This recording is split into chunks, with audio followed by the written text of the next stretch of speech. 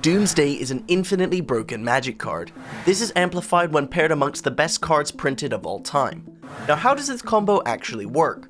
Doomsday lets you search your library and graveyard for 5 cards. You exile the rest of your library and graveyard, leaving you with the 5 cards, and it lets you stack your library with them and losing half of your life total rounded up during this process. This pair with Thassa's Oracle you can kill as soon as turn 1, but the most general Doomsday is having a free draw spell like Street Wraith or Gitaxian Probe, cycling into Gush, in which you can bounce 2 islands to draw you Black Lotus, and Thassa's Oracle you can cast a Thassa's Oracle and win. There are many different 5-card piles you can make to attempt to play around what the opponent has in hand. As this is my first time playing the deck and combo decks are hard, I do not play it perfect, but the power of the deck still carries me to an insane record. As always, if you do enjoy this content and you want to support me out and want to see more consistent videos, then please like and subscribe to support the channel. To start the first round, we're on the play and we have a nice Force of Will Ancestral Recall hand with 2 lands and a Demonic Tutor. As we don't want to go to discard, we're going to cast Ancestral Recall on their upkeep. Fortunately, it resolves and the opponent plays a Ragavan. I'm not going to Force of Will that, as we can just hard cast a Thassa's Oracle in order to block. We only have 2 Thassa's Oracle in deck, so we need to be thoughtful about that, but they surprise me when they actually Force of Will the Thassa's Oracle. I decide not to force back and let it go to the graveyard, and they untap. Ragavan gets in, trigger on the stack, revealing a Street Wraith. They use Wasteland on one of my lands and cast Deathrite Shaman with the treasure. We top deck a Thassa's Oracle, so I'm just going to use Demonic Tutor to set up a kill for next turn as we have the Street Wraith. Things get a lot more awkward for us though when they have a second Wasteland. The Ragavan attacks in and they hit a Brainstorm. They choose to cast it and I use Mental Misstep, which I'm not sure is the correct play, as now we don't have another blue card for Force of Will, as we probably want to keep the Thassa's Oracle in our hand.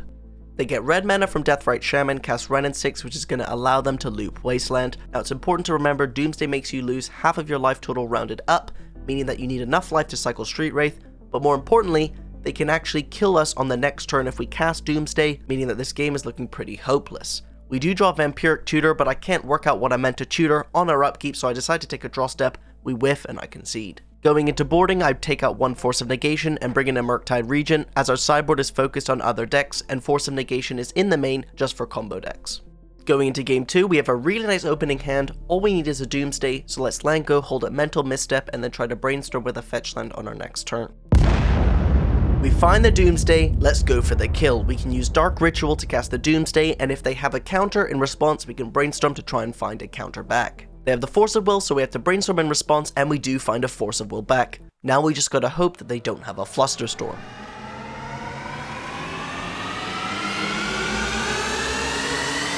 The Doomsday resolves, so we're gonna get a Gush, Black Lotus, 2 Thassa's Oracle, and a Flusterstorm, and stack them on top of our deck.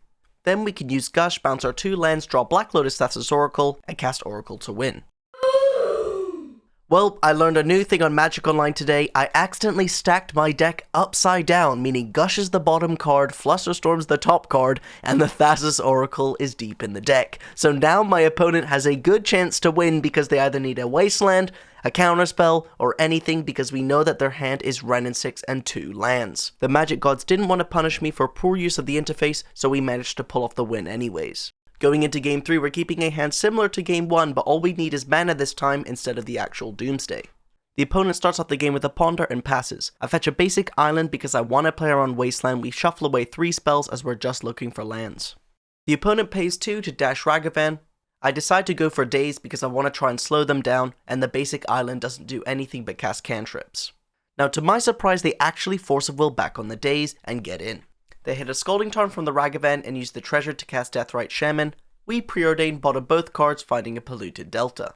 They start their turn by dashing Ragavan again. They hit a Flusterstorm off the top of our deck. They cast a Wrenn and 6 and Ragavan bounces back to their hand. Now don't forget, they only have 1 random card in hand and the other one is Ragavan, so I decide to Mystical Tutor Dark Ritual to try and go for the kill. Doomsday resolves, so let's kill the opponent. Same as game 2, double Oracle, Lotus, Gush, Flusterstorm, make sure Gush is on top, draw that with the Street Wraith, bounce 2 islands to our hand, cast Lotus, have Thassa's Oracle plus Flusterstorm backup. I'm still not sure why they Force of Willed that Daze. Going into round 2, we're on the play, have a Black Lotus and Necropotence with Flusterstorm backup. I think it's obvious why we're meant to keep this hand. We get the Necropotence down, draw 6 cards, and we're trying to set up a kill with Doomsday, but you have to remember that Doomsday makes us lose half of our life total, and we want to draw a free card which costs us 2 life. Opponent leads with Mox, Urza Saga, and ships it back. We skip our draw step because of Necropotence, and I'm trying to work out how many cards I'd like to draw. I decide to go with 4, as we have to lose 1 life from the Flooded Strand, meaning we go to 9. Force of Will costs a life, as well as Street Wraith costs 2 life, so we want to be able to do Doomsday, plus Force of Will, plus Street Wraith, all in one turn without dying. I decide to discard Dig Through Time, Vampiric Tutor, and Ponder, as these are all cantrips that don't have much use to me. Vampiric Tutor does put a card on top of the deck, but 2 life is a lot for us right now, as well as we need to use both of the fetches to cast Doomsday. The opponent casts a Ponder, as well as a Pithing Needle, naming Necropotence, but this doesn't really do anything as we've already used the Necropotence for as much life as we can give. Now we can just cast the Doomsday and try and win the game. With Daze and Force of Will backup, it's going to be hard for them to make this not resolve, and it instantly resolves, so I know that we're probably working against no counterspells. We get double Oracle, Gush, Duress, and Black Lotus, stack the deck properly this time, and go for the kill. We even have Flusterstorm backup, and it resolves. Going into boarding, I bring in Shieldred, as they're either on Underworld Breach or Paradoxical Outcome, both which draw a lot of cards. To save us time on this earth, in game 2, I keep a cantrip heavy hand, needing a lot of help to do well. We actually get to cast Black Lotus and Ancestral Recall, but our deck lets us down and we aren't able to beat the infinite turns that the opponent produces. For those not familiar with Vintage, on this board I am dead next turn because Urza's Saga can fetch Manifold Key. This is an artifact that lets you pay 1 mana to untap target artifact. Time Vault on the top right of the screen, you can tap to take an extra turn after this one, and it doesn't untap during your untap step. So you can use Manifold Key, untap the Time Vault, take an extra turn, go to your next turn, untap Time Vault, and you just use Urza constructs to win the game from your other Urza Saga, taking all the extra turns. Going into game 3, yet again we have to mulligan our opening 7 and keep a risky 6 that actually functions if we draw decently. We bottom the Force of Negation and lead with the Duress. We see that the opponent has a really good hand. They have double counterspell including Flusterstorm, which is insane against Doomsday. They have Dack Faden as well as Hull Breacher, so I decide to try and mana screw them and take the Mock Sapphire as they don't have any cantrips. They fetch a Volcanic Island on their turn and pass back. We lead with our Preordain, and confusingly they Flusterstorm the Preordain. In Vintage I find this a lot where people will just counter random spells that really don't impact the game. Of course here we need the mana, but they don't know that. They follow up with a Sensei's Divining Top, we find another Preordain, and draw into a Dark Ritual, which could potentially allow us to Shieldred next turn.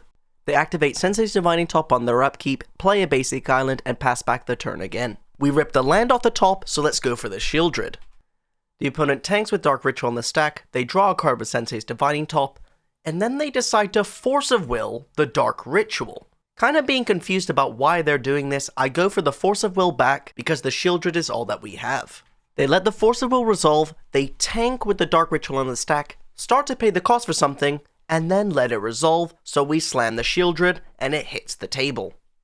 Different to other formats, in Vintage these decks are really not prepared to kill a Shieldred, so it almost instantly wins the game because they have so many draw spells in their deck and take a ton of damage, so the opponent scoops up the game. Again, I'm really not sure about the way they use their counters. If they didn't fluster the Preordain, I think they would have won. Going into the final round, we actually have another turn 1 Necropotence, but it isn't enough to win the game because they loop Wasteland with Renin 6 as well as have Ragavan. We end up losing game 1 because we run out of lands as well as cards because we lose too much life. In game 2, we actually get to double Doomsday because of double Dark Ritual, double Doomsday, playing around their Flusterstorm. However, they then follow up with double Wasteland and a Ragavan, making a very brutal loss. As always, if you enjoyed this video, then please don't forget to like and subscribe as it really supports the channel, as well as check this video out because YouTube thinks you'll like it.